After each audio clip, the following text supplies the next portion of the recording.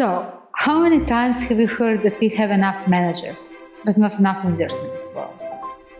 How many times have you seen this nice infographic picture showing basic differences between a manager and a leader? And can you recall how many times have you been led by a manager or by a leader? Can you tell the difference? If not, then you are missing one of those experiences. To put it very simple, for me, management is about control. Control of processes, of resources, of products. And the problem arises when we apply the same method we are applying into controlling those three into leading people. And for the past few years, it became a hype, and I'm listening that leadership is not inspiring others by vision, and that this is like an old-fashioned thing. And the main argument for that is that millennials and generations to follow, they don't believe in old-fashioned leadership with vision. That they are individuals with high self-esteem, skeptical about the economy, don't believe in religion, not big fans of religion. So for me, actually looks like a perfect crowd to introduce a purpose. There are thousands of books on leadership, vision, millions of articles, courses, videos. And from this point where I'm standing, I would like to promote learning. And we should all go through those resources, selectively. But when it comes to leadership, don't even try before making it very clear to yourself.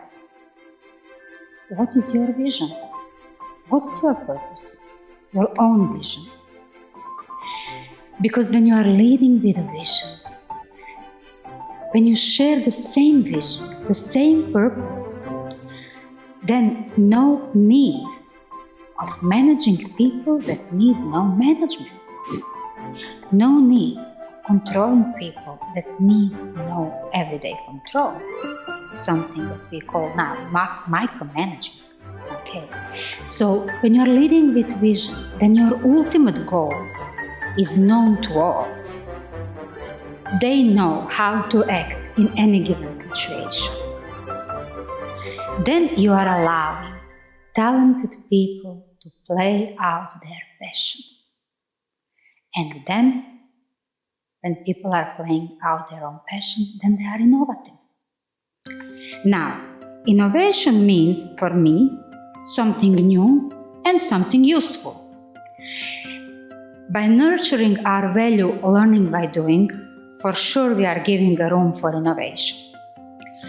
And useful can be delivered only if I'm innovating with a vision, with a purpose.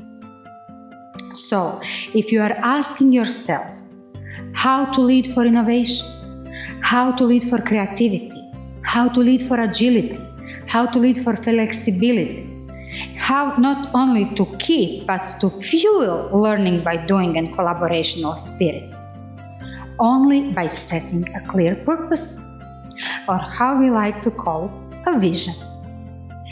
Now, when I'm thinking about business leaders and how to try to share my view of the vision with you, business leaders, I like to take an example outside the business world.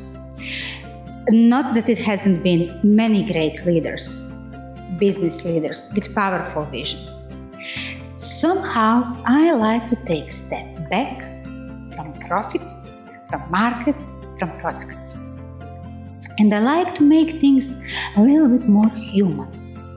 Because in times that are coming, you leaders will have to anchor in your own purpose to be able to lead creative, diverse, innovative, agile, and ethical teams. There are so many great leaders that pull a lot of people. And my favorite is Nelson Mandela, this guy. Now, he was a leader many years before he became a leader by position. And take this as a first lesson. Leadership is not about position. Leadership is about who you are. So, here are 6 important lessons on leading with a vision, from one leader to another. Lesson number 1, simple. Leadership is simple, and leading with a vision is simple. It's not easy, but it's simple. Because true purpose, it's never complicated. If you need to over-explain it, just drop it. It's not your vision if it's a vision. His idea, Nelson's idea, was not big revolutionary idea. I mean, you might be looking at me now thinking, have I lost my mind? But really, what is more natural and more ordinary than every person's right to be free? There is another second category of people who leave something behind. These are the men and women who have emerged in various parts of the world and who have chosen the world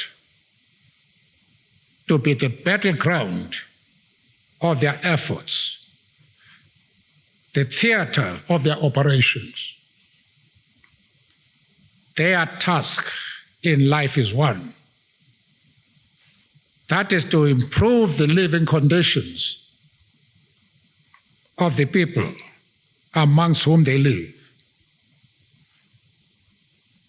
To make life, to make everybody feel that it is worthwhile to live. So, his vision was simple, but it influenced lives of many. And that's the second lesson, impactful. Make sure that what you are doing has a positive impact on people around you. Do small things with great love, said Mother Teresa, and soon you will be doing great things. Now, love in corporate environment would be dedication to core values, diversity, ethics, respect for people. Your vision needs to be natural to you. And that's the third lesson. Mandela served 27 years in prison. He walked out as a free man only at the age of 71. And he said that it was nothing more natural to him but to fight for his vision of freedom. And he believed in every person's right to be free. And that not only from political aspect, but as a concept, he believed in freedom. Funny thing actually, that he ran away from his arranged marriage as a very young man, because he couldn't stand, being married into arranged marriage. It was against his vision of freedom. Nelson Rolihlahla Mandela began his life herding sheep and cattle in the rolling hills of South Africa's Eastern Cape. In his autobiography, part of which was written secretly while in prison, Mandela wrote, "I was not born with a hunger to be free. I was born free." Then you can lead from behind. Now, in modern times, we like to call it management without ego, managing without ego. I like to say, let talented people play their own passion and let them find their own vision and their own purpose.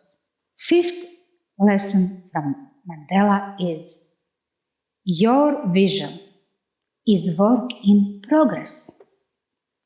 Mandela realized at a very young age that he will achieve little, if anything, in his life without proper education. He was a lawyer, he was an entrepreneur, he even had his own law office. And he fought for his vision by means that are natural to him. Communication, talk, understanding, and raising awareness. And not only when he was young, but his entire life. You have a limited time to stay on earth. You must try and use that period for the purpose of transforming your country into what you desire it to be. And final lesson from Mandela should be humble. Or should I say today, stay humble. True vision doesn't have an expirational date. True vision lasts because it has an impact, positive impact on lives of people around you. So true, inspiring, and lasting vision that can motivate doesn't reflect only on your life, but it reflects on life on everybody you know. And far above that, friends, colleagues, company, country, region. But humility is one of the most important qualities which you must have. Because if you are humble, if you make people realize that you are no threat to them, then people will embrace you. Leading with a vision shouldn't be, and it isn't, everyday boosting, inspirational talks over the coffee machine or Teams, or any kind of continuous emotional highs. Leading with vision is just the opposite of that.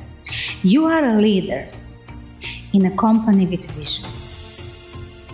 Clear and simple vision. You can see that by looking at our products.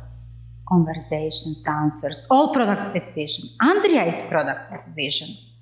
Vision to help and cure and build better and more safe society. No need to go far away. Just to ask yourself, can I share this vision? You are a leader in one of the 10 most innovative companies in the world.